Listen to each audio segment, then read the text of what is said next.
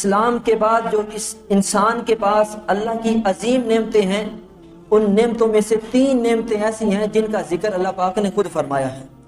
اللہ پاک سورہ نحل آیت نمبر 78 میں ارشاد فرماتا ہے، وَاللَّهُ أَخْرَجَكُم مِّن بُطُونِ أُمَّهَاتِكُمْ لَا تَعْلَمُونَ شَيْئًا وَجَعَلَ لَكُمُ السَّمْعَ وَالْأَبْصَارَ وَالْأَفْئِدَةَ لَعَلَّكُمْ تَشْكُرُونَ۔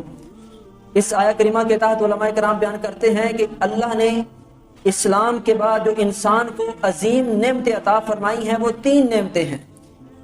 ایک قوت سماعت، سننے کی نعمت، دوسری دیکھنے کی نعمت، اور تیسری نعمت دل ہے۔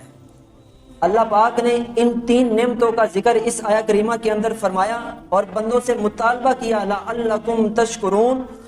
گویا اللہ پاک اس آیہ کریمہ میں فرما رہا ہے کہ تمہیں میں نے تمہاری ماؤں کے پیٹوں سے جاہل پیدا کیا۔ واللہ اخرجکم من بطون امہاتکم لا تعلمون شیئا، اللہ نے تمہیں تمہاری ماؤں کے پیٹوں سے نکالا اس حال میں کہ تم کچھ نہیں جانتے تھے، تم جاہل تھے، پھر تمہیں علم دینے کے لیے اللہ فرماتا ہے میں نے تجھے سماعت دی، میں نے تجھے بصارت دی اور تجھے دل دیا۔ یہ 3 نعمتیں علم کی کنجیاں ہیں۔ ان 3 نعمتوں کی وجہ سے بندے کے پاس علم آتا ہے۔ بندہ سنتا ہے تو علم حاصل کرتا ہے، بندہ دیکھتا ہے تو علم حاصل کرتا ہے، بندے کا دل دھڑکتا ہے تو وہ ایک حق راہ کی طرف جو ہے بندہ گامزن ہو جاتا ہے۔